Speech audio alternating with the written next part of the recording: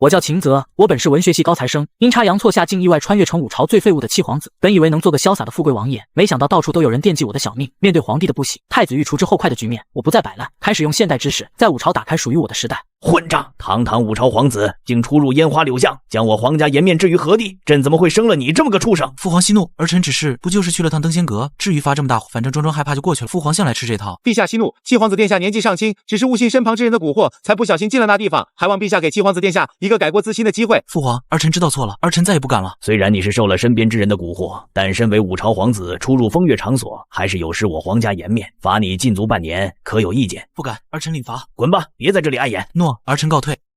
朕跟他一样大的时候，早就披坚执锐上战场建功立业了。老大老三那几个也都是文韬武略样样精通，只有他就会吃喝玩乐。陛下，您乃真龙天子，纵使是殿下们也还是难以比拟的。七皇子殿下虽爱玩了些，但是对陛下您的孝心可是一点都不少。每逢节日和陛下您的生辰，七皇子殿下都是第一个进宫向陛下您祝贺呢。你这老东西，到底是收了那小子什么好处？怎么净替他说好话？武帝虽嘴上调侃，眉间的怒气却已完全消散。老奴不敢，老奴只是觉得七皇子殿下也长大了，到了娶妻生子的。我怎么没有想到这事儿呢？陛下，您的意思是？传旨，今北境战事已定，宁若威将军保北境平安，立下不世战功，故赐婚于七皇子秦泽。七皇子？怎么，难不成老七没有资格娶宁若威？老奴不敢。既然要给宁将军赐婚，老七去登仙阁的事情一定不能传出去。那几个陪着老七一起去登仙阁的奴才，知道该怎么处理吧？老奴知道，定不会让消息泄露半分。北京那边有消息传回来了吗？巨龙岭一战后，燕国元气大伤，短时间内没有举兵南犯的可能。燕王派来的求和使臣已经在来京城的路上了。宁虎呢？他那边有什么动静？宁虎将军似乎听闻了朝中的一些传言，对太子殿下与三皇子殿下想要求娶宁若威的事情有些不满。不过目前北境驻军暂无异动。无异动，那就让宁若威即日启程返回京城，朕要好好的嘉奖他。是，陛下。圣旨到，纯郡王秦泽接旨。圣旨到，纯郡王秦泽接旨。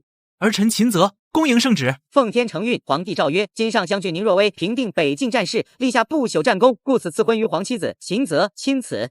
殿下，您可算是因祸得福了。宁将军可是咱武朝的定北功臣，能娶到他，日后在朝堂上也有个依靠。老奴在这里提前向殿下您道喜了。皇公公谬赞了，这都是父皇的恩典。恩典个屁！老子才刚穿过来几天，就要被参与夺嫡。老大和老三能善罢甘休才怪。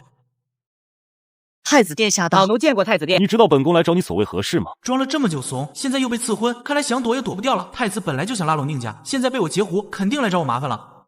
臣弟不知。不知，本宫向父皇求娶宁若威的事，满朝文武谁不知道？你居然敢让父皇下旨把她赐给你，这是公然跟本宫作对。父皇下旨赐婚，臣弟也是刚刚才知晓，并非臣弟主动求来的。若太子殿下不信，大可问皇公公。好，就算你没求，现在跟本宫一起进宫，跟父皇说你不愿娶宁若威，求父皇收回成命。太子殿下，赐婚是父皇的旨意，臣弟不敢违逆。况且父皇刚刚罚臣弟禁足半年，现在进宫求父皇改旨，既是抗旨，恕臣弟无能为力。傻子才跟你进宫，父皇要是想改旨，根本不会下旨给我。现在让我去说不愿娶，不是把矛头都引到我身上吗？老子才不上这个当。本来是路过老七这儿，想进来喝杯茶，没想到竟能看到太子殿下爱护手足的。老三，这里没你的事。太子殿下这话就不对了，老七亦是我弟弟，我路过看望一下怎么了？您要是想教老七规矩，尽管继续，我绝不打扰。你以为本宫不知道你打的什么主意？不也是为了宁将军？老七就是个无权无势的废物，构不成威胁。老三才是我夺嫡路上的最大对手，他今天来肯定也是为了宁若威之事。太子殿下这话可不能乱说，父皇已经下旨把宁将军赐给老七了，我这个做三哥的难道还能跟弟弟抢媳妇不成？倒是殿下刚下旨就想让老七去退掉，传出去怕是不好听了。我知道你也是为了宁若威之事而来，但我告诉你，宁若威一定会成为我的女人，你们谁也阻拦不了。我知道你也是为了宁若威之事而来，但我告诉你，宁若威一定会成为我的女人，你们谁也阻拦不了。太子刚才没有为难你吧？装什么大好人啊！太子是明着来，你是阴着坏。之前好几次被太子针对，背后都有你的影子。现在想拉拢我，没门！劳三哥费心了。太子殿下只是问了些赐婚的事宜，并未为难于我。那就好。听说父皇将宁将军许配给了你，三哥在这里提前恭贺一声。等你与宁将军成婚之时，三哥一定给你送上一份大大的贺礼。殿下，老奴还要回宫向陛下复命，就先告辞了。皇公公，我还有一事想请您帮个忙。太子和老三都盯着宁若威，我现在成了他们的眼中钉，这京城就是个是非窝，再留下去，迟早被他们算计死，得想办法找机会离开才行。小盒子，人跑哪儿去了？快点准备准备，随我出门。殿下，您今天又要去哪儿啊？陛下不是罚您禁足吗？禁足是不能光明正大的出去，咱们是偷溜出去，明白吗？听说今天是紫嫣姑娘出阁的日子，只要闯过3关就能迎娶她，咱们可不能错过。紫嫣姑娘可是登仙阁的头牌，3年来只卖艺不卖身，今天终于能一睹芳颜了。各位客官，别着急，紫嫣姑娘今天你们指定能见着，但能不能被我们紫嫣姑娘看中，那就得看各位的本事了。承蒙大家抬爱，今日为紫嫣而来，紫嫣无以为报，只能为诸位献舞一曲。不愧是登仙阁的花魁，这舞姿确实惊艳，就是不知道面纱之下长什么样。本来是想躲风头，没想到还能看到这么精彩的表演。不过登仙阁鱼龙混杂，说不定能找到些有用的线索。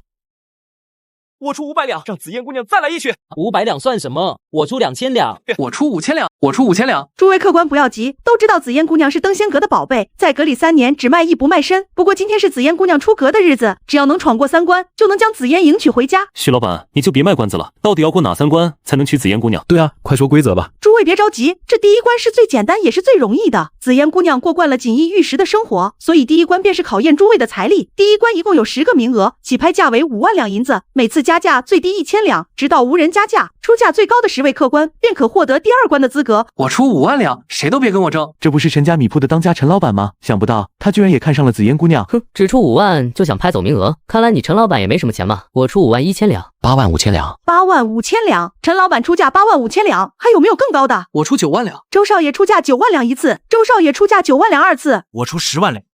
我乃当朝宰相之子周子弘，你算什么东西？居然敢跟本少爷争！这年轻人招惹谁不好？怎么惹到了周家少爷？这周宰相在朝中势力大，他这次是踢到铁板了。宰相之子就敢这么嚣张，正好借这个机会立立威，省得以后总有人把我当软柿子捏。你说我是什么东西？是七皇子，微臣参见殿下。现在还要让我滚出去吗？不敢。按照五朝律例，3品以下官员见皇室不贵者，可视为大不敬。周少爷难不成是想让周家背上大不敬的罪名？臣不敢，臣参见七皇子殿下。不知七皇子殿下光临，有失远迎，还望殿下恕罪。无妨。殿下，紫嫣姑娘请您上楼一见。这紫嫣倒有意思，明知我是皇子，还敢主动见我，难不成他是攀龙附凤之人？带路。殿下，紫嫣姑娘就在里面，我在外面等您。见过七皇子殿下，见过七皇子殿下。你见到我不紧张？殿下又不是妖怪，不会吃人。我为何要紧张？我虽然不是妖怪，但会不会吃人可说不准。尤其是你这样漂亮的、令人无法拒绝的女人。呵呵，殿下真会说笑。今天虽说是我出阁的日子，但殿下亲至，实在是让紫嫣受宠若惊。不过紫嫣早就立下誓言，将来要嫁之人，一定要通过我设下的3关考验，所以还望殿下能够成全。这女人倒有骨气，明知我是皇子，还敢提3关考验。我要是不呢？那殿下只会得到一具冰冷的尸体。窈窕淑女，君子好逑。既然紫嫣姑娘都已经立下誓言了，那我就按照紫嫣姑娘的规矩来。如果我能顺利闯过3关，那我紫嫣这辈子就是殿下您的人了。能告诉我你的真名吗？怎么，难不成你是什么在逃的犯人，连名字都要保密？慕容清雪，真是个好名字，配得上姑娘的气质。秦泽起身朝房门走去，慕容清雪站在原地目送他离开。登仙阁1楼大厅，众人目光汇聚在秦泽身上。徐娘快步迎上前。我今日是为了紫嫣姑娘而来不错，但紫嫣姑娘已立下3关的规矩，为表诚意，我也会按照紫嫣姑娘的规矩来。若我无法通过考验，绝不会怪罪任何人。我宣布，第1个名额由七皇子殿下成功拍得。半个时辰后，徐娘手持名册站在舞台上。恭喜周子弘公子、陈汉老板、赵安公子、西域哈木客商以及京城王员外、李掌柜等9位贵宾成功晋级第2轮。徐娘双手一拍，2名仆人抬着10几个木盒走上舞台，将木盒依次打开，露出里面的乐器。各位，第2轮考验现在开始。紫嫣姑娘精通琴棋书画，所以这一关考诸位对音律的造诣，每人选一件乐器弹奏一曲。评分最高的5人晋级最后1轮。陈汉站在人群中，原本志在必得的脸色瞬间垮下来，挠着后脑勺，快步走上前。徐老板，你这能不能换一个考？算术我还行，这音律我是一窍不通啊。陈老板，考核内容是紫嫣姑娘定的，我无权更改。陈汉咬咬牙，从木盒里拿起一支长箫，刺耳的声音从箫中传出，台下众人纷纷皱眉捂耳朵。陈汉涨红了脸，猛地将长箫扔在地上。真是丢人，老子不考了。另外几个对音律不懂的富商和子弟见状纷纷摇头，有的直接起身。在下赵安，对音律略懂1、2，今日献丑了。赵安将长箫放在唇边，悠扬空远的箫声缓缓传出，如流水般清澈。这位公子吹得的确不错，我看这位公子应该能通过第2轮考验吧。蛤蟆身着异域服饰，留着长长的胡须，手持一把精致的马头琴，走上舞台，朝众人拱手。我是西域客商蛤蟆，给大家弹一首我们西域的舞曲。蛤蟆拨动马头琴的琴弦，欢快又带着异域风情的旋律响起，一曲结束，众人还沉浸在旋律中。这西域的音律果然有一种自由的感觉。我是有点欣赏不来，估计他过不了紫嫣姑娘这关。周子红突然大步走上舞台，一把推开还在收琴的哈木。这异域之音根本上不得台面，还是让你们听听什么才是真正的天籁之音。这异域之音根本上不得台面，还是让你们听听什么才是真正的天籁之音。这竟是愚公府先生的高山流水。什么？这就是秦圣愚公府的高山流水？没想到有生之年我竟能听到如此天籁。周公子居然会弹这个，虽然比秦圣还差些火候，但也有5、6分实力了。本来以你们的身份，没资格听我演奏家师的高山流水。不过今天沾了紫嫣姑娘的光，就让你们开开眼。殿下，你是选择放弃，还是准备上台也来演奏一曲？这是什么乐器？2根弦的古怪玩意儿，我从来没见过。怕不是西域来的破烂吧？七皇子这是明知比不过，故意拿这东西来博人眼球。殿下，您这2根弦的玩意儿也能叫乐器？别到时候想都想不了，再丢了皇家颜面。接下来，我为紫嫣姑娘演奏一曲2泉映月。2泉映月，从来没听过这曲子，怕不是他瞎编的吧？老夫研究音律几10年，从未见过这种乐器，也没听过这曲名。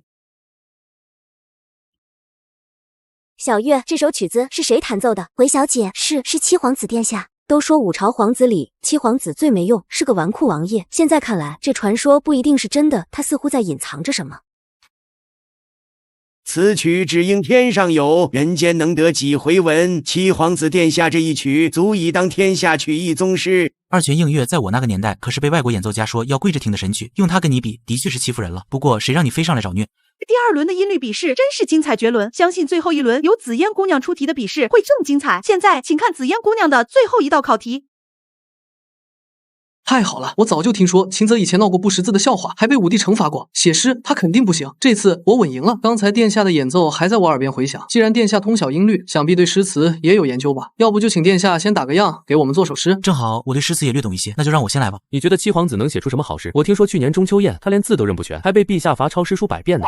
就是刚才那曲子，说不定是从哪个卖艺的那学来的，装什么才子？殿下，这炷香都过一半了，您若是想不出来，不如直接弃权，省得等会儿写不出东西，丢了皇家脸面。殿下，这炷香都过一半了，您若是想不出来，不如直接弃权，省得等会儿写不出东西，丢了皇家脸面。周子红仗着他爹是宰相，又是太子一党，还真把自己当回事了。不过正好，今天就让你彻底栽个跟头。我若能在7步内作诗一首，你就趴在地上学3声狗叫，如何？7步成诗，你也想效仿北燕诗圣范文成的9步成诗？别做梦了，范文成是北燕文坛泰斗，你一个连字都认不全的纨绔，也配跟他比？范文成的9步成诗可是传世佳话，七皇子这是自不量力啊！怕是连打油诗都写不出来，还敢说7步成诗？怎么，你不敢赌？赌？有什么不敢的？若是你7步之内能做出诗，我就跪下学3声狗叫。那你输了呢？我输了也学狗叫，如何？好，君子一言，驷马难追。小姐，您说七殿下真能7步成诗吗？万一输了，不丢人，丢大发了。能弹出2泉映月那样直击灵魂的曲子，绝不可能是不学无术之人。周子红这次怕是要栽了。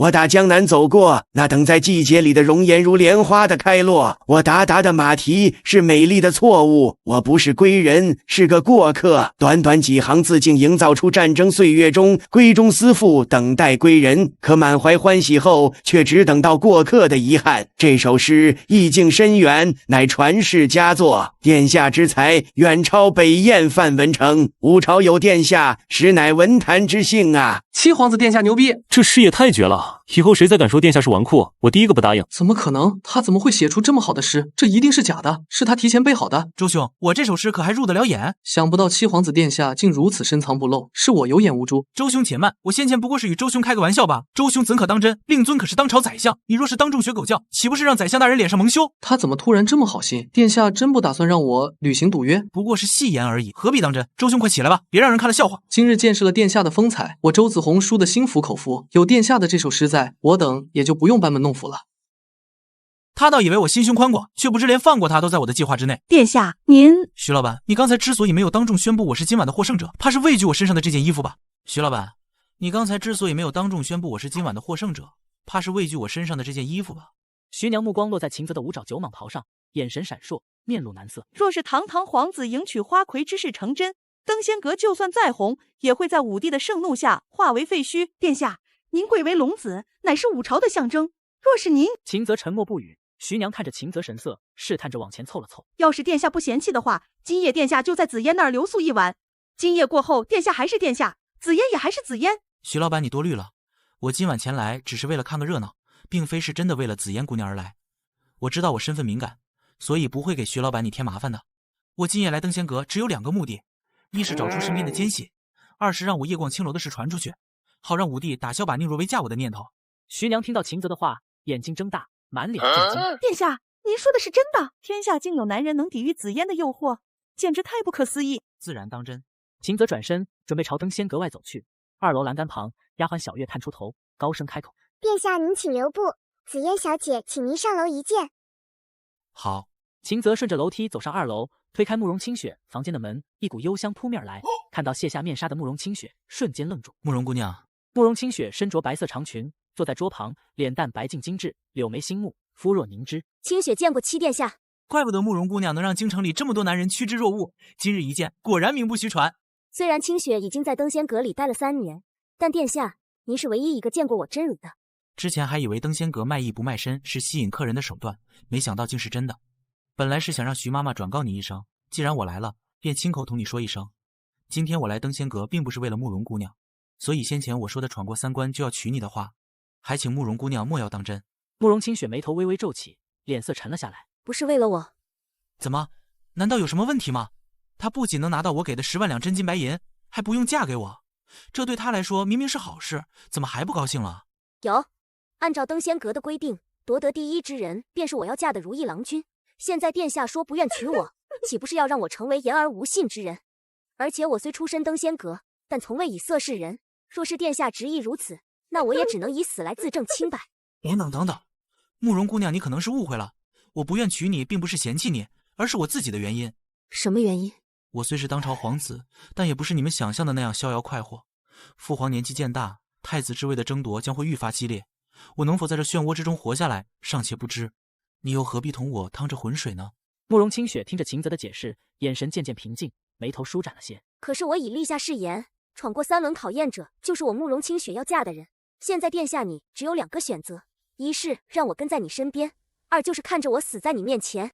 可是我已立下誓言，闯过3轮考验者就是我慕容清雪要嫁的人。现在殿下你只有2个选择，一是让我跟在你身边，二就是看着我死在你面前。跟着我这么个前途不明的皇子，注定是一件辛苦的事。你习惯了京城的锦衣玉食，而我说不定很快就要离开这个地方了。这么说，他总该放弃了吧？俗语有云，嫁鸡随鸡，嫁狗随狗。既然殿下能连闯3关，那就是清雪命中注定的如意郎君。就算清雪身份卑微，配不上殿下您，只要让清雪跟在殿下身边，清雪就心满意足了。秦泽看着慕容清雪坚定的眼神，沉默片刻，眼神变得严肃。跟在我身边，随时都会有性命不保的危险。你真的考虑清楚了？清雪绝不后悔。好，既然你主意已定，我也不再劝你什么。如果我明日之后还能活着，到时我带你一起离开这里。我等着殿下。慕容清雪站在窗边，望着秦泽远去的方向，眼神晦涩难明。小月站在一旁。公主，您真的要选七皇子？七皇子在朝中无权无势，根本不是太子与3皇子的对手啊。你们都被他骗了，他才是这些皇子中最神秘的一个，不过却也是最有意思的一个。小月挑了挑眉毛，脸上满是好奇。公主，你不会是真的看上七皇子了吧？你这丫头，是不是我太久没收拾你，你皮痒了？不是，我只是好奇，这七皇子到底有什么魅力，能让公主这么相信他？相信我，他是我们最好的选择，我的直觉不会错。宰相府书房，周青山站在桌前，对着跪在地上的周子红厉声训斥。桌上茶盏摆放整齐。你这逆子，去登仙阁拈花惹草也就算了，居然还招惹上了七皇子，你是要把我的老脸全都丢光是吗？爹，您这么生气干什么？我虽然输了跟秦泽的赌约，但他又没有真的让我跪地学狗叫，怎么就丢您脸了？周青山气得将桌上茶盏砸在周子红面前，茶水溅了一地。我聪明绝顶，怎么就生了你这只蠢猪？今晚登仙阁那么热闹，你才跟秦泽打赌之事会不会传得满城皆知？满城皆知你输了赌约要下跪学狗叫，你跪与不跪还有什么区别吗？若你真的按照赌约去做也就罢了，虽丢了脸，但至少还能落得个言出必行的君子名声。现在你既输了，脸也丢了，还落了个言而无信的骂名。他秦泽不仅在登仙阁大出风头，还因为放过了你赢得了心胸宽广的美誉。就你这样的蠢货，被人家算计的死死的，居然还跟我说没丢我的脸。周子红听完恍然大悟，脸色涨红。卧槽，这孙子居然阴我！一名身披黑袍的男人走进书房，周青山立刻停止训斥，朝黑袍人弯腰行礼。参见太子殿下。黑袍人褪去黑袍，露出秦明的面容，走到椅子旁坐下。相国大人不必多礼。紫红献帝虽犯了些小错，但其实罪不在他，而是在我那七弟身上。要不是紫红献帝的话，老七夜逛登仙阁之事也不会闹得满城皆知。本宫本来还愁着该怎么让父皇收回成命，现在老七闹了这么一出，事情就好解决多了。太子殿下说的是，明日上朝臣就让御史将昨晚七皇子夜逛登仙阁之事上奏陛下，祈求陛下解除七皇子与宁将军的婚约。老七虽然不是我重点关注的对象，不过从他今晚在登仙阁的表现来看，这家伙好像也不是只会吃喝玩乐。再找几个人把老七寻花问柳之事参上一本。对了，他不是今天才被罚禁足半年吗？把这个一并记上。臣知道了。臣有事上奏，说启奏陛下，昨夜京城内风月场所登仙阁花魁出阁，七皇子殿下不仅夜逛登仙阁，而且还通过了登仙阁设下的3关考验，要迎娶登仙阁的花魁。此事有伤皇家颜面，且已在京城内闹得沸沸扬扬，还请陛下严惩七皇子殿下。陛下，刘御史所言不错，七皇子殿下此举有失国体，还望陛下严惩教导。这件事你怎么看？启禀父皇，儿臣以为七弟此举实在太过狂放悖逆，出入风月场所，有失皇家颜面，儿臣认为应当革除七弟纯郡王的爵位，并罚宗人府圈禁。那你认为老七应当如何处置？七弟虽辜负了父皇的期待，但太子殿下说七弟丢了皇家颜面，我并不认同。父皇，昨夜登仙阁中，七弟连过3关，还在7步之内做出一首佳作。如今五朝七皇子7步成诗的佳话已传遍京城。那首诗呢？拿来给朕看看。这诗是老七写出来的。回禀父皇，这首诗的确是出自七弟之手。陛下，3殿下说的有道理，七殿下言轻风流也不是大错，况且还成就了7步成诗的壮举，为我五朝文坛增添了一大佳话。还请陛下对七皇子殿下从轻发落。臣附议。父皇，七弟虽7步成诗，但贵为皇子出入风月场所，还是不该。更何况七弟昨日才被父皇禁足，这等悖逆之举，万不可开了先河。好了，此事朕已知晓，传我的命令，先派人把纯郡王府围了，让老七老老实实的待在府里。至于到底该如何处置，稍后再议吧。秦泽这小子真是给朕出了道难题，若不是他有禁足在身，单凭7步成诗，朕定要奖赏于他。可现在处罚重了，恐引天下学子不满，赐婚宁若薇压制太子和老三的计划也要落空，真是令朕头疼。我要见七皇子。陛下有令，任何人不得出入郡王府。让开。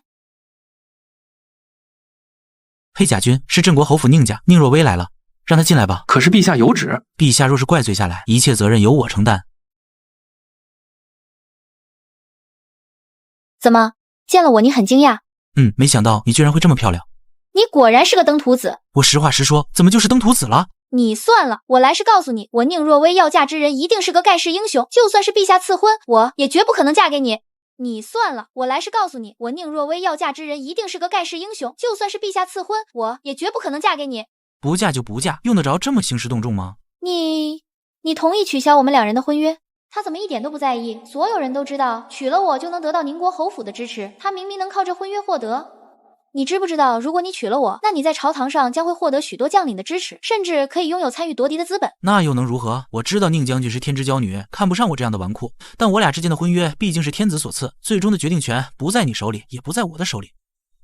如果你能让我父皇收回成命，我很乐意取消我们2人的婚约。我本就是来求他同意的，可他这么干脆的答应，我怎么心里还有点不太舒服？难道我宁若薇连一个青楼女子都比不上？什么？多谢殿下成全，婚约之事我会亲自上奏陛下，请陛下收回成命，不会耽误殿下您迎娶佳人的。这女人突然生哪门子的气？这些老东西，我不是已经说了处理老七的事稍后再议，怎么一个个的天天上奏，朕还没死呢。陛下息怒，这些人一部分是想维护陛下您的权威，另一部分是想为五朝文坛发展着想，并没有逼迫陛下您做选择。就属你最机灵，那依你看，朕应该如何处置老七才最合适啊？奴才大字不识几个，国家大事不敢妄言。朕让你说你就说。七殿下违背陛下禁足的命令，夜逛登仙阁，实在是有损陛下您的威严。但七殿下那夜在登仙阁7步成诗的壮举，已经传遍了全京城。今日在宫中，老奴还听闻有宫女太监谈论，七殿下诗才艳艳，大有成为我五朝文坛巨匠的潜质。那你的意思跟老三一样，不应严惩老七了？不敢，老奴人威严轻，只是胡说罢了。伴君如伴虎，这话可不能乱说，万一触怒陛下，小命可就没了。伴君如伴虎，这话可不能乱说，万一触怒陛下，小命可就没了。启禀陛下，上将军宁若薇正在殿外求见。宁将军已经到京城了。回陛下，宁将军于1个时辰前到了京城，此刻正在殿外。宣。臣宁若薇拜见陛下。宁将军，快请起！宁将军率军抗敌，一举击溃北燕部队，守护我朝安危，实在是我五朝之幸事啊！北境一战能大获全胜，全靠陛下的英明与支持。若微不敢贪功。宁将军虽在北境一战中大破北燕，但坑杀北燕20万降卒之事，为何没有事先跟朕禀报啊？启禀陛下，战机稍纵即逝，若不彻底让北燕失去战力，北境之战将很难速战速决。臣迫不得已，只能先斩后奏。若陛下要降下责罚，臣愿意一人承担。宁将军大破北燕敌军，朕连封赏都来不及，又怎么会怪罪宁将军呢？这次宁将军为武朝立下赫赫战功，不知宁将军想要什么赏赐？这次宁将军为武朝立下赫赫战功，不知宁将军想要什么赏赐？陛下，臣身为武朝子民，为武朝为陛下效力，乃是分内之事，不敢祈求什么赏赐。但臣却有一事想要请求陛下。哦，宁将军但说无妨。臣想请陛下收回与七皇子殿下的婚约，还望陛下成全。聚龙岭大捷后，宁若微声望正盛，宁国侯府在军中势力不小，只能安抚，不能硬来。宁将军已有心上人了。回陛下的话，若微并无心上人，只不过七皇子身份尊贵，若微自知身份低微，故请陛下收回圣命。什么身份地位？朕还不知，这是托词吗？以宁若微的身份，就算是配太子都绰绰有余。罢了，既然老妻与你无缘，那这门婚事就作罢吧。多谢陛下承。虽说你跟老妻无缘，但宁将军也到了要嫁人的年纪，若是还整天在战场上打打杀杀，也不像话。依陛下之见，这样你就暂且留在京城，看看能不能相中哪个王公大臣家的青年才俊。只要你看上了，朕都会为你做主。陛下，这件事就这么定了。宁老将军年事已高，还镇守北境，朕要是不替他把你的终身大事给办了，朕都对不起宁老将军对武朝的付出。这件事就这么定了。宁老将军年事已高，还镇守北境，朕要是不替他把你的终身大事给办了，朕都对不起宁老将军对武朝的付出。承蒙陛下垂爱，若微铭记于心。陛下，臣刚回京城，还有一些事情需要处理，臣就不打扰陛下休息了。你去忙你的。诺，臣告退。影龙卫在。从今天开始，密切关注宁将军的一举一动，去了什么地方，见了什么人，你们需要一字不差的给我记下来。诺。见着陛下了。是。那你跟七皇子的婚约？陛下答应收回旨意了。你这孩子，七皇子殿下虽然爱玩了一些，但跟传闻中那个不学无术的纨绔王爷似乎并不一样。我才刚回京城半天，就听说了不少关于七皇子的故事。爹，我说了，我宁若微将来要嫁之人，一定是个盖世英雄。爹，我说了，我宁若微将来要嫁之人，一定是个盖世英雄。七皇子就算身份再高贵，也不是我心中的英雄。至于你说的那些传闻不说还好，一提起我就气不打一处来。我们黑甲军在北境浴血奋战，九死一生，他在这京城里享乐不说，还写诗反思战争对百姓带来的伤害，这不是在戳将士们的脊梁骨吗？黑甲军虽然在劣势的情况下取得了聚龙岭大捷，但同样也成为了让陛下坐立难安的隐患。你若是嫁给无权无势的七皇子，咱们宁家尚可得一线生机。只是现在功高震主啊，可若微这孩子性子太倔。爹，咱们刚刚为武朝立下大功，陛下就算忌惮，应该也不会对咱们宁家有什么动作。况且我已经答应了陛下，暂时留在京城，直到我找到如意郎君，所以爹您就放心吧。什么？陛下让你留在京城，不回北境了？陛下确实这么说的。不行，京城现在局势不定，波谲云诡，你一个人留在这里太危险了，我要去见陛下。不行，京城现在局势不定，波谲云诡，你一个人留在这里太危险了，我要去见陛下。爹，黑甲军于聚龙岭一战中以少胜多，一举歼灭了北燕20万大军，现在在朝堂上的声望无人能比，陛下怎能放心你我父女两人一同回归北境？只有我留在京城，陛下才能安心。我宁家效忠武朝多年，若是有反叛之心，早就反了。战士们在北境抛头颅洒热血守护武朝，结果换来的竟只有无端的猜忌。爹，古往今来，多少忠臣都死于自己人的手里，有没有谋逆之心不重要，重要的是有没有谋反的能力。只要爹在北境不出乱子，陛下就不会将我怎么样。罢了，你就在京城里待着吧。多的爹也没有要提醒你的，你只需要记住一点，离太子殿下和三皇子远一些。女儿知晓。难不成那老家伙就打算这么放过我了？不对，穿越到武朝这段日子，我对父皇的性子还是了解的。我违背皇令，哪能这么容易算了？陛下有旨，今夜宫中举办中秋晚宴，七皇子秦则须出席。陛下有旨，今夜宫中举办中秋晚宴，七皇子秦则须出席。没了。回殿下，陛下的口谕就这些，没有其他的。皇公公，父皇没有说要怎么处罚我吗？殿下，您这次着实玩得过火了。您才刚刚因为冲入风月场所被陛下责罚，这次还不顾陛下的惩罚，又犯了一次。就算老奴想替殿下您说点好话，也没有挽回的余地啊。相较于太子的目中无人，戚殿下待我们这些下人向来和善，若不是实在没办法。皇公公，我已经知道错了。您是一直侍奉我父皇的老人，父皇那边有没有说要怎么处罚我？您透个底给我，也好让我有个准备。殿下，不是老奴不帮您，实在是现在朝堂上对您的处理意见分成了两派。哦，哪两派？一派是太子那边的人说要废除您的郡王之位，另一派是三皇子那边还有一些文臣认为殿下现在已经成了武朝文坛大家，不宜惩罚过重。果然不出我所料，主张严惩的肯定是太子一脉，想保我的是三哥秦军的人。毕竟三哥一直想拉拢文臣势力，我这文坛大家的名头对他有用。那我父皇的意思呢？他总不能一直拖着吧？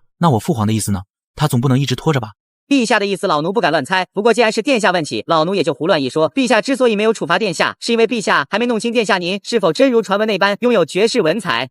所以父皇想用今晚的中秋宴来考验我。如果殿下您能在晚宴上，在群臣面前通过陛下的考验，到时候就算陛下想要严惩殿下，怕也要顾及殿下您在五朝文坛上的威望了。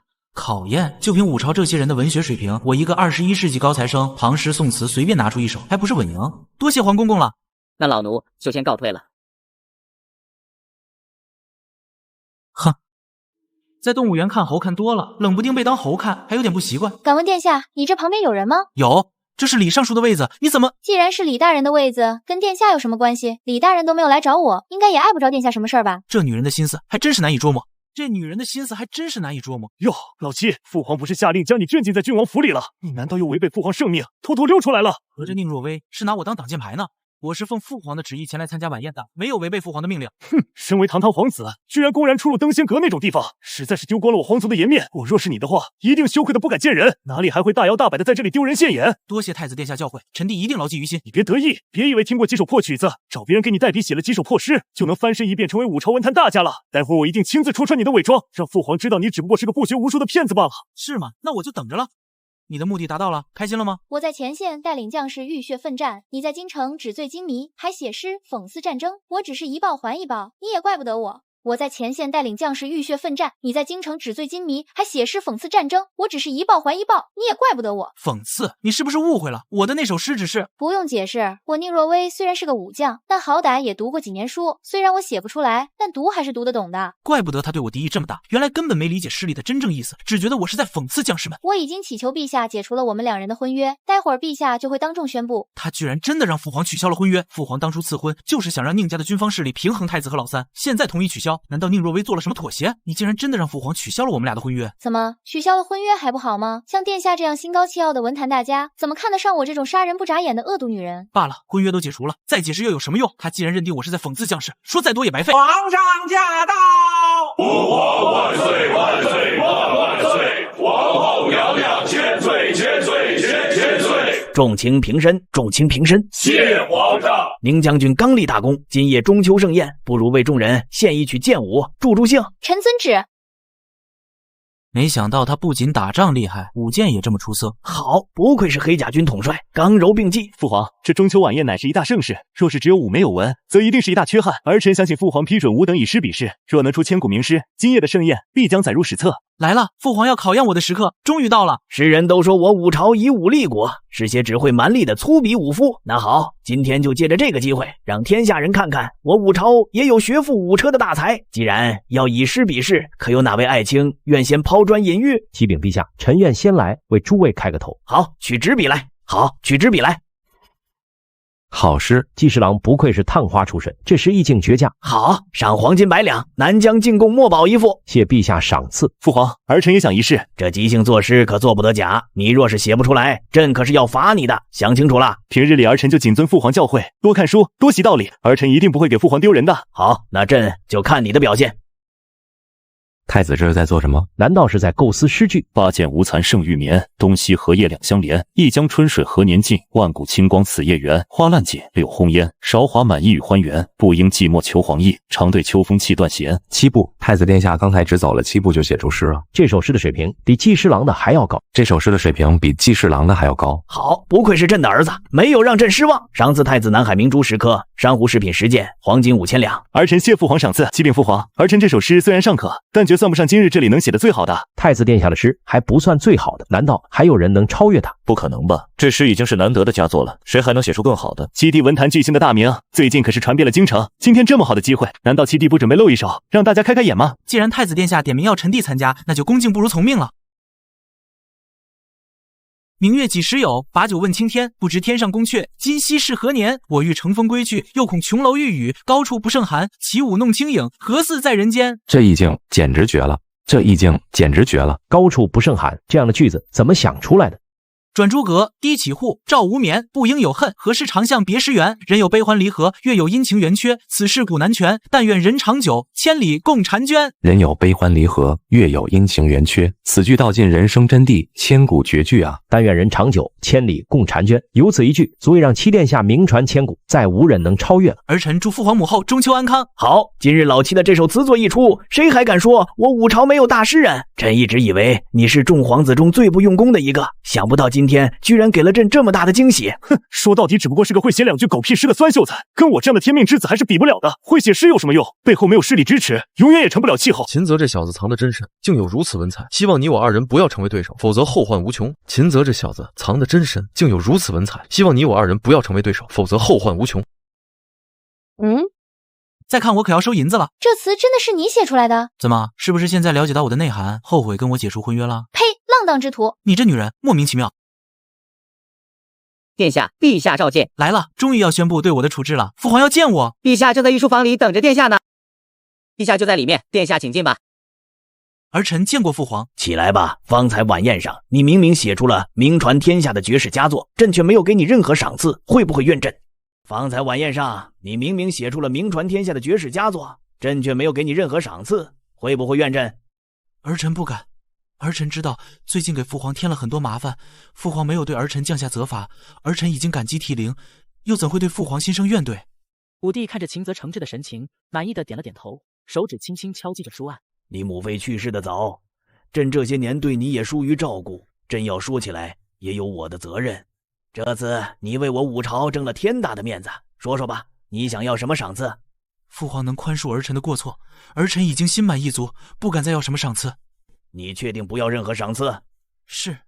好，虽然你今晚为我武朝争了面子，但功归功，罚归罚，你违抗朕命令之事，还是不能就这么算了。秦泽听到这话，立刻再次双膝跪地。儿臣甘愿受罚。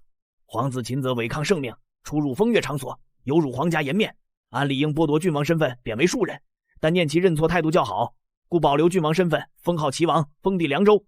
即日起，你便出发前往凉州吧。若无圣诏，不得回京。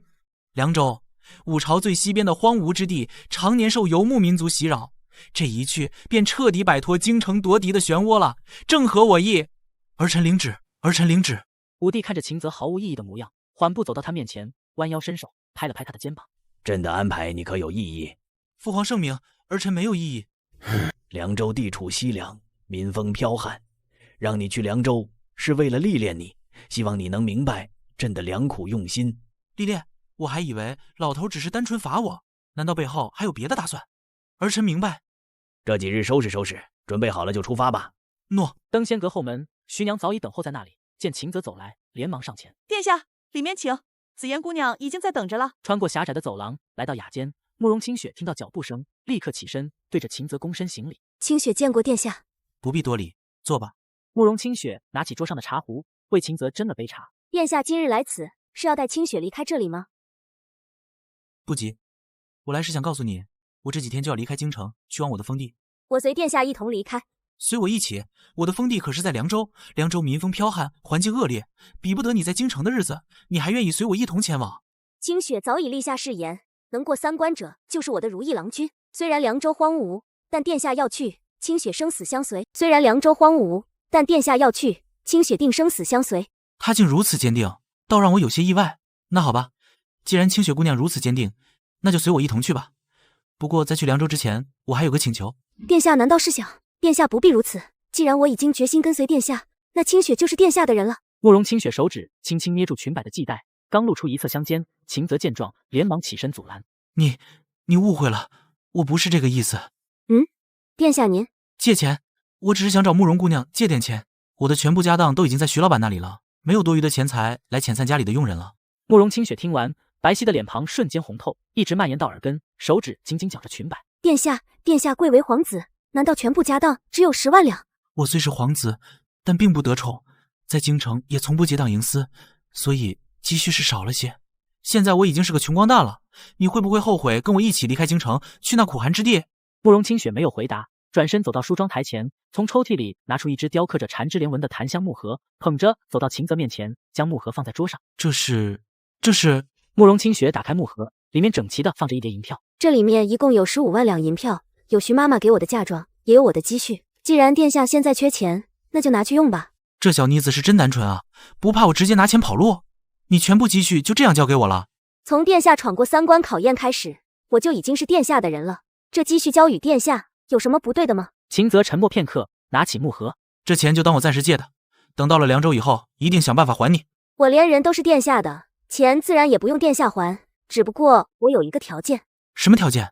我的条件很简单，那就是殿下除我以外，不得再娶任何女人。什么？一夫一妻？武朝哪有这规矩？就算是普通百姓，有钱有势的，也要3妻4妾。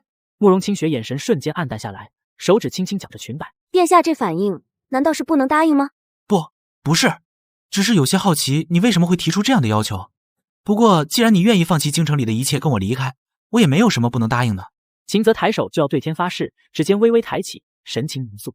我秦泽对天发誓，这辈子除慕容清雪外，不会再娶任何女。我秦泽对天发誓，这辈子除慕容清雪外，不会再娶任何女。慕容清雪快步上前，伸手按住秦泽的嘴唇，绝美的脸上露出一抹浅浅的笑容。不用发誓，我相信你。你我见面不过寥寥几次，慕容姑娘为何对我如此相信？慕容清雪转身走到房间角落的琴旁，指尖轻轻拂过琴弦，发出清脆的声响。因为殿下您的曲子。我的曲子？啊？轻言寡信之人，绝不可能弹奏出那种悲怆孤寂、能触及人灵魂深处的曲子。殿下也绝非是在人前表现的那样纨绔荒唐之人。慕容姑娘用曲子来判断一个人的好坏，还真是少见。难道你就不怕我是故作高深，以此来接近你吗？不怕，一个人说的话可以是假的，但是他弹的曲子却做不了假。而且殿下也是皇子中唯一一位为了清雪敢亲至登仙阁的，比起其他人，总是值得让清雪相信的。难不成还有其他皇子也？慕容清雪转身走回梳妆台前，从檀香木盒里拿出一叠信封，信封上印着不同的徽记。他将信封轻轻放在桌上，推到秦泽面前。太子殿下，4皇子、6皇子、12皇子都给清雪写过信，希望清雪能上他们的府上一见。秦泽拿起信封，翻看着上面的徽记，嘴角撇了撇。原来这些家伙表面上在乎皇家颜面，私底下都想打清雪的主意，真是虚伪。原来这些家伙表面上在乎皇家颜面，私底下都想打清雪的主意，真是虚伪。所以我说，殿下至少是个光明磊落之人，没有什么问题吧？没问题，没问题。跟我的这些兄弟们比起来，我还真是光明磊落了。既想要美人，又怕落人口舌，哪有我直接来登仙阁的痛快？不过这些信倒是能派上用场，这些信能否借我一用？殿下要这些干什么？有用处。殿下需要，那就拿去吧，反正放在我这里也没有什么用。秦泽将信封小心收好，揣进怀里。既然你我2人已经决定在一起了，那以后就别殿下殿下的称呼我了，听着别扭。不叫殿下，那我应该叫什么？就叫老公吧。我只听说过相公，老公不是宫里对太监的。那你以后就叫相公吧，反正我也娶不了其他女人了。等我将府中的事情处理完，到时候你就随我一同出发去凉州吧。好。夜晚，登仙阁后门，月色朦胧，秦泽揣着信封走出。反正老子都要离开京城了，就找你们几位好兄弟赞助一点路费，不过分吧？反正老子都要离开京城了，就找你们几位好兄弟赞助一点路费，不过分吧？殿下，七皇子来了。老七，秦泽不是已经被父皇发配到凉州了吗？这个时候来找我，肯定没好事。老七现在人在何处？七皇子现在正在正厅，带他去书房，让他稍等我片刻，我换件衣服就来。七弟要是喜欢就拿去玩吧，一颗夜明珠而已，不值什么钱。四哥真是注重养生，这么早就准备休息了，难不成是有什么家人在等着四哥？这几天感染了风寒，身体不适，所以歇息的早了些。听闻父皇已经封你为齐王，真是可喜可贺啊！四哥的消息还真是灵通，我这才刚从宫里出来，想不到四哥就已经收到消息了。嗨，只不过是道听途说罢了。老七啊，凉州乃是五朝边境，环境恶劣不说，还经常会被西晋的少数民族袭扰。父皇将你的封地选在了凉州，看来是对你寄予厚望，希望你能好好治理。你可不能辜负父皇对你的期望啊！父皇将你的封地选在了凉州，看来是对你寄予厚望，希望你能好好治理。你可不能辜负父皇对你的期望啊！四哥说的是啊，那凉州鸟不拉屎，跟京城更是相距上千里路。七弟我现在身无分文，怕是在去凉州的路上就要饿死了。哦，竟然还有这样的事！既然你我兄弟一场，四哥怎么也不能看着你这么落魄。这样，四哥赞助你一点路费，好让你能顺利的去往凉州。100两，这是把我当要饭的了。秦城这小子也太抠门了，100两，怎么，老七你不会嫌少了吧？你要是看不上，这100两可都没有了。四哥，虽然我们二人关系不算亲近，但好歹也是兄弟，你做事用不着如此绝情吧？呵，要饭还嫌馊，能给你100两都已经是看在兄弟情分上了，不然连我王府的大门你都别想进来。四哥，得饶人处且饶人。本来今天意外得到了一封四哥写给紫嫣姑娘的信，还想着为四哥截下来，现在看来是我自作多情了。他怎么知道我给紫嫣写过信？要是这信传出去，我亲王的位子怕就保不住了。秦泽这小子是不是疯了？居然敢拿这个威胁我！他怎么知道我给紫嫣写过信？要是这信传出去，我亲王的位子怕就保不住了。秦泽这小子是疯了，居然敢拿这个威胁我。七弟且慢，有话慢慢说。慢慢说，算了吧，我不过是个废物郡王，哪有资格高攀怡亲王呢？老七，咱们可是兄弟，说这样的话岂不是让外人笑话？那封信现在在什么地方？信？什么信？我不知道啊。七弟，你这样就没意思了。虽然我不知道到底是何人居心叵测污蔑我给紫嫣姑娘写信，但这种谣言若是传出去，势必会影响皇家颜面的。要不你替四哥我把这件事解决了？解决倒也不是什么难事儿，只不过找人办事肯定少不了花费。四哥你说吧，要多少？5000两。好，我马上让管家给你拿。5万两？什么？你这是狮子大开口？5万两很多吗？要是四哥觉得我是在敲你竹杠，那这件事就算了吧，反正也只是谣传，相信父皇也不会相信的。等等，我给。等等，我给。接下来该轮到你们了，这么多银票，去凉州的路费和生活费都够了，我可真是个赚钱小天才。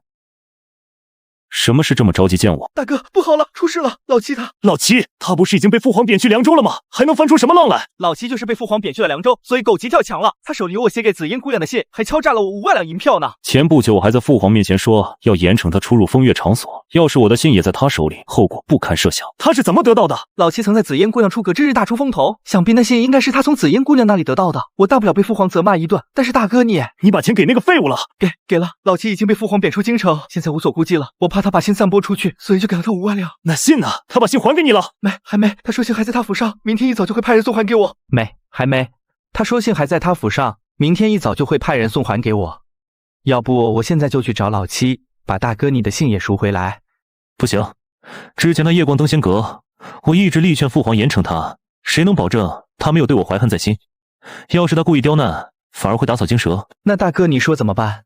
你现在立刻出宫去找夜莎，让他解决这件事。大哥，让夜莎出手是不是太严重了？那废物不管怎么说也是皇子，要是闹出人命，怕是不好收场吧？谁说我要杀他了？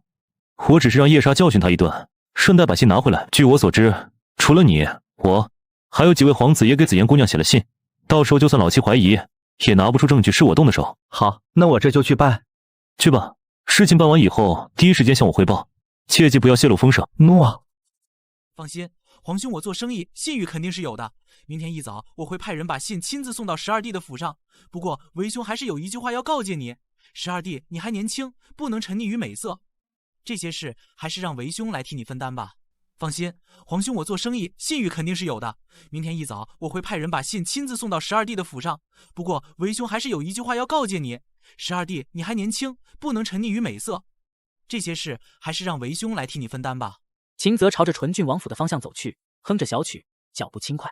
今天收获不错，老4 5万，老12 3万，再凑够10万两，去凉州就彻底不愁了。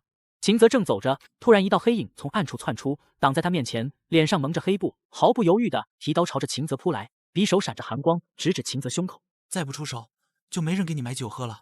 话音刚落，一道白光闪过，一个邋遢男人手中提着一个酒壶，另一只手握着一把长剑，突然出现在秦泽面前，长剑横挡，与黑衣人的匕首碰撞在一起。我的目标是他，现在滚！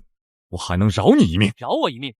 很久没听到有人这么跟我说话了。我这个人的确不爱管闲事儿，只不过他答应了要天天请我喝好酒，所以他的事儿我只能管了。好，既然你要找死，那就怪不得我了。我就先杀了你，再找他。黑衣人身形如鬼魅般跃起，李飞叶眼神变得凌厉，手中剑一挥，再次挡住黑衣人的攻击，力道之大，将黑衣人震得连连后退。黑衣人目光落在男人手中的长剑。你是剑痴李飞叶？哈哈，我李飞叶退隐10年了，想不到居然还有人认识我。不过你们这些森罗亭的老鼠，看着就让人厌烦。哈哈，我李飞叶退隐10年了，想不到居然还有人认识我。不过你们这些森罗亭的老鼠，看着就让人厌烦。今夜之事是个误会，还请李先生不要见怪，我这就走。误会？你刚才不还要饶我一命吗？现在怎么又变成误会了呢？用把他抓回来吗？算了吧，抓回来他也没有胆量供出幕后主使，反而打草惊蛇。我替你出手3次，按照之前的约定，你应该告诉我剑道的最高境界是什么了吧？剑道的至高境界就是手中无剑，心中有剑。到了这一境界，虽手中无剑，但万物皆可为剑，飞花摘叶亦可取人性命。好一个手中无剑，心中有剑！我7岁开始练剑，穷极一生都在追求剑道巅峰，想不到对剑道的领悟竟然不如你一个纨绔皇子。以你的根骨和剑道天赋，只需10年，你的成就绝不会在我之下。一个人的剑术再高又如何？你已经是当今剑道巅峰的人，可你真的能敌10万人？一个人的剑术再高又如何？你已经是当今剑道巅峰的人，可你真的能敌10万人？自然不能。以我如今的剑术，万军从中取敌将首级不难，但面对训练有素的将士，以一当千便是我的极限。我也练剑，但练的并非凡人之剑，而是天子之剑。天子之剑？正是天子之剑，以燕西石城为锋，其代为恶，包以四夷，国以四时，绕以渤海，带以长山，治以五行，论以行德，开以阴阳，持以春夏，行以秋冬。此剑一用，匡诸侯，天下服矣。凡人之剑杀人，天子之剑可救天下万民。不对，你又在骗我！你这小子坏得很，这是想让我继续保护你。这种你情我愿的事，怎么能叫骗呢？哼，想跟我斗？你还年轻着呢。当初我上了你小子的当，答应替你出手3次，现在约定已经解除，我也自由了。不过，就算你真有练天子之剑的志向，也要让我看看你有没有那个本事。如果你能从凉州顺利回到京城，到时候再谈让我做你护卫之事吧。你不跟我一起去凉州吗？凉州那鸟不拉屎的地方有什么好待的？我才不去。而且现在你已经有人保护了，不缺我这么个糟老头子。小子，你我后会有期。有人保护？谁能保护我啊？你好歹给我说清楚啊！有人对殿下出手了。是，殿下在回府的路上遭遇蒙面刺客，不过殿下身边有高人保护，刺客已经逃走了。你暴露了？没有，殿下身边的高人实力极强，没等我出手就将刺客吓退了。哦，是谁？是李飞叶，江湖上消失了10多年的剑痴李飞叶。什么？你说的是那个7岁练剑，一夜连杀72位江湖高手的剑痴李飞叶？回公主，正是他。那人仅仅用气势就将森罗亭的人吓走，除了李飞叶，当今江湖没有几人能做到。森罗亭对殿下出手的人是森罗亭的人。没错，根据我们收到的消息，刺客是森罗亭内排名第3的杀手夜杀，而且他是太子秦陵的人。传我的命令，令移花宫所有弟子全力追杀森罗亭的杀手，让他们知道有些人不是他们可以招惹的。是，属下这就去传令。是，属下这就去传令。小月转身要走，房间门忽然微开，徐娘进来了，对着慕容清雪躬身行礼。公主，七皇子殿下不日就要离开京城前往凉州，您决定了要跟殿下一起走。他要去凉州，我就随他一起去凉州。那这登仙阁继续开着吧，这里平日有不少朝中大员前来玩乐，是我们收集情报的绝佳场所。而且登仙阁已经经营了这么多年，若是随意放弃，说不定还会引起一些人的注意。这次去凉州，我只带小月与星儿2人一同前往。我不在的时间里，移花宫的大小事务就由你来决断。属下遵命，定不辜负公主所托。次日一早，东宫书房，秦城有色慌张地推门而入。大哥，出事了！什么事值得你慌成这样？夜叉失手了，老七身边有高手保护，根本进不了他的身。什么？你说夜叉居然没得手？一个被父皇贬去凉州的废物，身边还能有高手？大哥，那高手不是一般人。夜叉说是10年前就在江湖上消失的剑痴李飞叶。秦岭猛地将手中茶杯摔在地上，发出一声脆。这个废物为什么处处跟我作对？这个废物为什么处处跟我作对？我想娶宁若薇，父皇偏把她许配给这废物。中秋宴我想在父皇面前露脸，又被他用一手破瓷抢了风头。现在他手里还握着我的把柄，这个碍眼的东西，我必须杀了他！大哥息怒，老七已经被父皇贬出京城，您犯不着跟他置气。万一这事闹大，被三皇子抓住了把柄，反而让他捡了便宜啊！你说的对，不能因小失大，但他手里的信必须拿回来，不然始终是个隐患。你再去找夜叉，让他请出森罗亭的全部高手，在老七去凉州的路上埋伏。我就不信一个李飞叶还能长得3头6臂，挡得住森罗亭的所有杀手。是大哥，我这就去安排。这些年辛苦你们了，这点钱你们拿着，回去买些田地，好好过日子，以后不用再来府里了。多谢殿下恩典，殿下待奴才如家人，奴才这辈子都记着您的好。多谢殿下恩典。都起来吧，快回去吧，别让家人等急了。小盒子，你跟在我身边7、8年了，从皇宫到王府一直没离开过，是吗？小盒子，你跟在我身边7、8年了，从皇宫到王府一直没离开过，是吗？是，奴才从殿下小时候就跟着您，从未敢有二心。那我去登仙阁的消息是你泄露给外人的吧？不是我，殿下明察，奴才绝不敢背叛您，一定是有人陷害奴才。我已经让人在你房间里找到了你跟外界通信的信件，还要狡辩吗？请殿下饶命，奴才是一时鬼迷心窍啊！他们用奴才的老母亲要挟，奴才要是不照做，他们就杀了我娘啊！他们是谁？是宰相周青山，他让奴才监视殿下的一举一动，把您去了哪里，见了谁，都一一汇报给他。那夜紫嫣姑娘出阁，你半途借口身体不适离开，也是去给周青山报信了？是，殿下对奴才恩重如山，可奴才对不起您。我平日里待你不薄，你却……是奴才对不起您，奴才下辈子再来给您当牛做马赎罪。殿下，陛下派奴才来问您何时启程前往凉州。既然父皇惦记，那就明日一早启程吧。奴才遵旨，这就回宫禀报陛下。奴才遵旨，这就回宫禀报陛下。以上就是昨天发生的所有。知道了，你下去吧。诺。小七啊，凉州虽是苦寒之地，却是你的机会，就看你能不能把握住了。哎，殿下为何一个人在这喝闷酒呢？你怎么来了？我是殿下的人，殿下在哪里，我自然就应该在哪里。可我要去的是凉州，那地方苦寒，不比京城繁华。殿下是有什么烦心事吗？看您一直闷闷不乐的。算是吧。如果殿下愿意的话，可以把烦心事说出来，说不定说出来以后，心情就会好很多。算了，不提这些不开心的了。想要开心，还是得吃一顿好的。今天算你走运，我带你去吃点你从来没有吃过的人间美味。什么美味？跟我来你就知道了。这还是我长这么大第一次与异性有肢体接触。这不都是生的吗？怎么吃？放心，待会儿你就知道了，绝对是你没吃过的美味。马上就能吃了，这火锅在我们家乡。好你个臭小子，又偷吃好吃的不叫我。李前辈，你怎么来了？难道你想好要跟我一起去凉州了？怎么，我要是不跟你去凉州，是不是这顿饭就没有我的份了？那倒不是，我这就给李前辈拿副碗筷，你快坐。早就听闻移花宫公主貌若天仙，武功高强，今日一见，果然名不虚传。紫嫣姑娘，哦不，应该叫你慕容公主才对。久仰见吃前辈大名，清雪见过李前辈。你接近这小子到底有什么目的？移花宫身为江湖第一大宗门，绝不会无缘无故让公主嫁给一个无权无势的闲散皇子。清雪仰慕秦公子的才华，想要嫁给秦公子，这有什么不可以的吗？况且秦公子都没有拒绝我，李前辈为何要横加阻拦？清雪仰慕秦公子的才华，想要嫁给秦公子，这有什么不可以的吗？况且秦公子都没有拒绝我，李前辈为何要横加阻拦？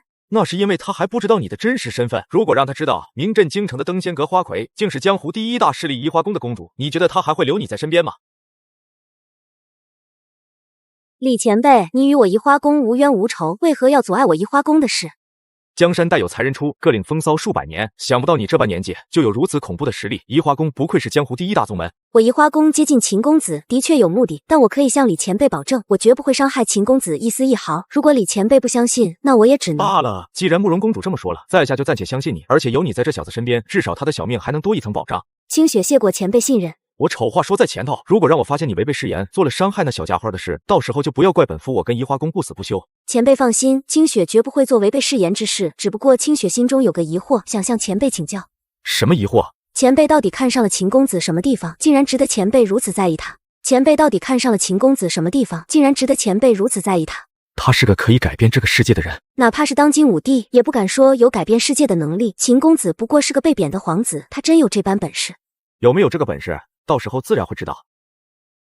你们两个在说什么呢？这么高兴，能不能跟我说说？没什么，就是突然想起了一些以前在江湖上的趣事。我也只是听李前辈说些江湖轶事，没什么特别的。行了，既然人都齐了，快趁热吃，这羊肉煮老了就不好吃了。哎，要不是凉州那地方太过苦寒，我实在不愿去，不然就凭你小子这手艺，我怎么也要跟你一起走。想不到殿下居然还有如此好手艺，真是真人不露相。这火锅又麻又辣，比京城酒楼里的菜好吃多了。这算什么？我会做的好吃的还多着呢。等到了凉州，有时间我慢慢做给你吃，保证让你尝个遍。好了，饭也吃了，酒也喝了，我就不打扰你们两个了。等你从凉州回来，要是真能领悟天子之剑的真谛，我就考虑陪你一起铸剑。好了，饭也吃了，酒也喝了，我就不打扰你们两个了。等你从凉州回来，要是真能领悟天子之剑的真谛，我就考虑陪你一起铸剑。相公，天色不早了，明日还要启程，要不我们休息吧？那个明日就要启程前往凉州，一路上舟车劳顿，今晚还是不宜操劳。你先回房休息吧，我收拾一下厨房。天下竟有不被我吸引的男人，难道他心里一直住着其他女人，所以才对我没有兴趣？好，那相公也早点休息。七弟，是我。老三，我都已经被贬去凉州了，他怎么会来这里找我？我去就回。见过三哥。哎，你我兄弟不用在意这些繁文缛节，何况老七，你现在已经名震五朝文坛，中秋晚宴上那首水调歌头，连北燕那边都有传闻了，真是深藏不露啊！都是些虚名罢了，算不得什么。三哥特意来城门口送我，想必不是只为了跟我说这些吧？真是什么都瞒不过老七你。三哥听说你今天启程，特意来送你一程，顺便也有件事想跟你商议。但说无妨。这些年你一直置身事外，但宫中的夺嫡之争，你也应该略知一二。太子心胸狭隘，手段狠毒，不是能托付大事之人。你是个聪明人，我希望你能做一个正确的选择。这些年你一直置身事外，但宫中的夺嫡之争，你也应该略知一二。太子心胸狭隘，手段狠毒，不是能托付大事之人。你是个聪明人，我希望你能做一个正确的选择。只要你愿意站在我这边，我可以保证，3年内一定让父皇召你回京。凉州天高皇帝远，终究是荒芜之地，哪比得上在京城做个闲散王爷，安享富贵？果然是为了拉拢我，这种因利益结成的同盟，迟早会为了更大的利益背叛我。我可不会这么傻。三哥是说我以后还有回京的机会？当然，谁不知道你现在是五朝文坛的希望，天下读书人都敬仰你。父皇让你去凉州，只是象征性的处罚，等过段时间，我再在父皇面前为你美言几句，自然就能召你回来。这我在凉州偏远之地，怕是帮不上三哥什么忙。还是等父皇真的召我回京以后再说这些吧。老七，三哥放心，我虽然帮不上你，但也绝不会帮太子殿下。我只想在凉州安安稳稳过日子，不参与你们的争斗。既然你无心参与这些，那三哥也就不勉强你了。凉州路远，路上多保重，早点出发吧。三哥保重。站住！你就是秦泽？请问你是？我是谁不重要，重要的是你不该羞辱我姐姐宁若薇。我可不管你是王爷还是什么文坛大才子，欺负了我姐姐，我今天定要给你一个教训。季武，住手！他怎么也来了？季武，不得对殿下无礼。可是姐她那么欺负你，我凭什么不能教训她？你若是再无礼，我就告诉爹，到时候爹要处罚你，我可不拦着。哼！季武这孩子从小在军中长大，性子鲁莽，不懂规矩，还望殿下不要责怪。无妨，小孩子心性我不介意。只是我听说宁老将军只有您一位千金，不知季武他……季武不是我的亲弟弟，他爹是我父亲的战友，10多年前在北境之战中战死了。我父亲可怜他孤苦无依，就收养了他。原来如此，怪不得他要替你出头。不过我哪有欺负过你？之前那首诗的事我也解释过，不是针对巨龙岭一战所做，你应该知道的吧？怪不得他要替你出头。不过我哪有欺负过你？之前那首诗的事我也解释过，不是针对巨龙岭一战所做，你应该知道的吧？原来他是在意我和清雪的事，觉得我宁愿娶花魁，也不愿娶她，让她无端被人议论。宁将军，关于我和紫妍姑娘的事，我不知该如何解释，但我可以保证，您保家卫国，是我秦泽敬佩之人，我绝没有一丝一毫冒犯您的意思。殿下不必解释，我此行来，一是怕季武冲动闯祸，二是想送一件礼物给殿下。这是何物？这是宁家的黑甲令，拿着它，在武朝任何地方都能得到当地武将职权范围内的帮助。殿下前往凉州，路途遥远，说不定路上能用得上。姐，这黑甲令不能给他，他要是用这令牌做坏事，岂不是坏了我们宁家的名声？黑甲令居然有这么大的用处，宁若薇这是在帮我，多谢宁将军的好意，我就恭敬不如从命了。时候不早了，我就不耽搁殿下启程了，后会有期。后会有期，后会有期。我脸上有什么东西吗？你怎么一直盯着我看？殿下就没有什么想要跟我解释的吗？解释什么？我知道三皇子来找你是为了拉拢你，可宁将军为什么也会在这里等你，还把代表宁家的黑甲令送给你？宁若薇来是怕他弟弟闹事，至于这黑甲令，不就是块铁牌子吗？如果你认为这黑甲令只是一块普通铁牌，那就大错特错了。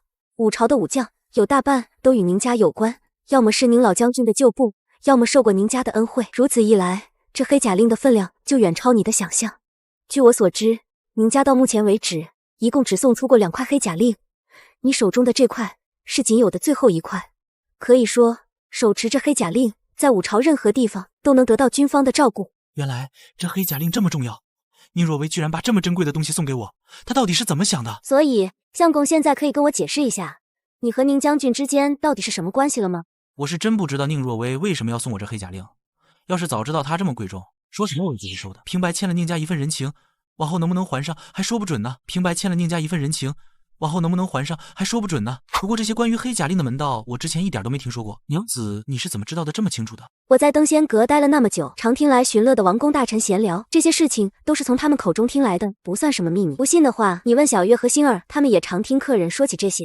是啊，殿下，我们在登仙阁时，常听那些将军老爷说您家黑甲令的厉害，说有了这令牌，在边境比圣旨还好使呢。看来我以前真是个不务正业的纨绔王爷，连这些关乎朝堂、军方的常识都不知道，还不如你们3个姑娘家。殿下可别这么说，您现在是名震天下的大才子，那首《水调歌头》连北燕那边都传遍了，比那些只懂勾心斗角的皇子强多了。而且小姐早就说了，您要是真纨绔，根本写不出2泉映月那样能让人听哭的曲子。小姐可喜欢您弹的琴了。你这妮子胡说什么呢？我什么时候说过这话了？小姐就是说过，上次您还让我把殿下弹过的曲子记下来呢。好了，别闹了，这一路上赶路也无聊，我给你们讲个故事解解闷吧。故事？什么故事？就给你们讲个霸道总裁爱上我的故事。总裁是什么？是很大的官吗？总裁就是。算了，换一个，给你们讲霸道王爷爱上我的故事。传说有个王爷权势滔天，却偏偏喜欢上了一个普通的民间女子。那个畜生已经出城了。回大哥，根据手下汇报，他在半个时辰前出了京城，正朝着凉州方向去。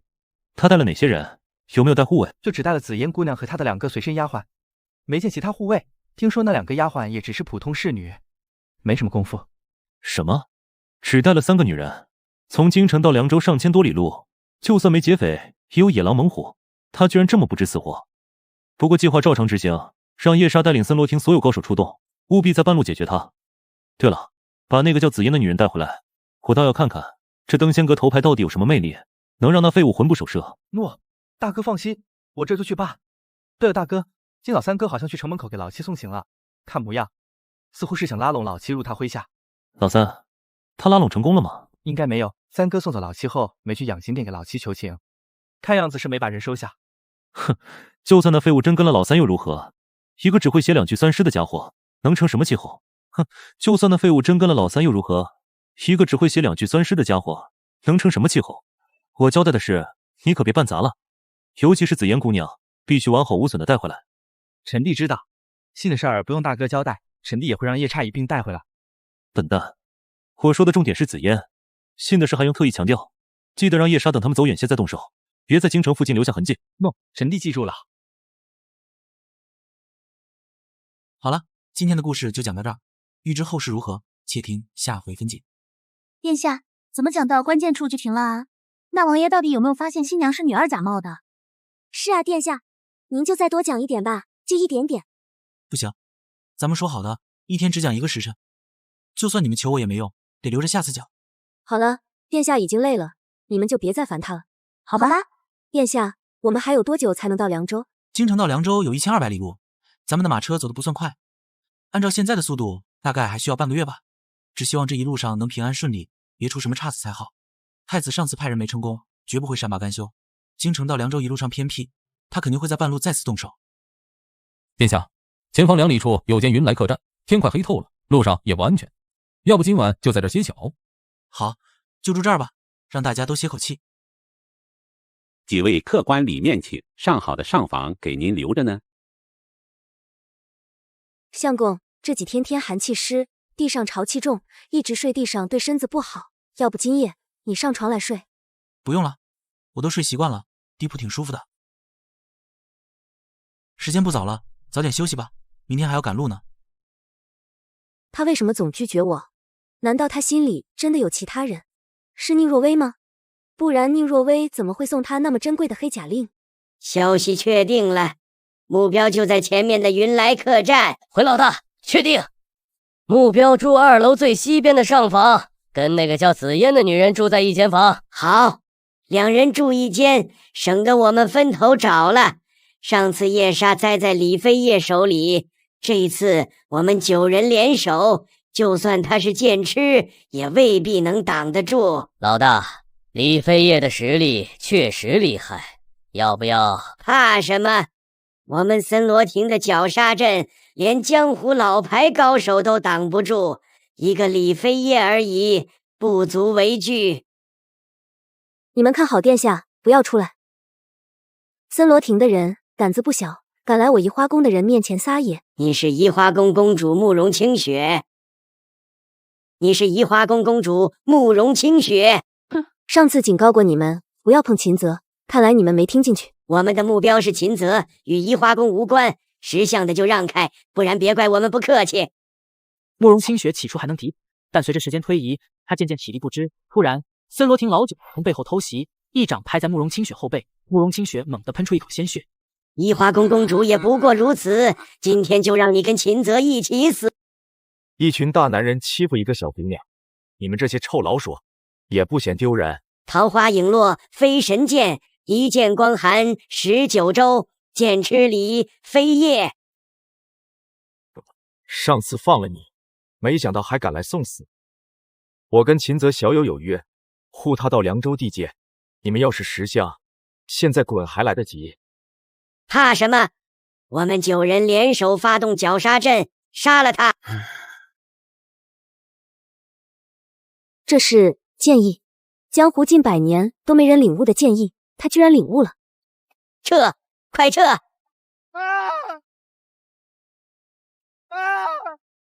多谢前辈出手相助。不用谢我，我是看在秦泽小友的面子上。前辈的剑意，难道是受殿下的启发？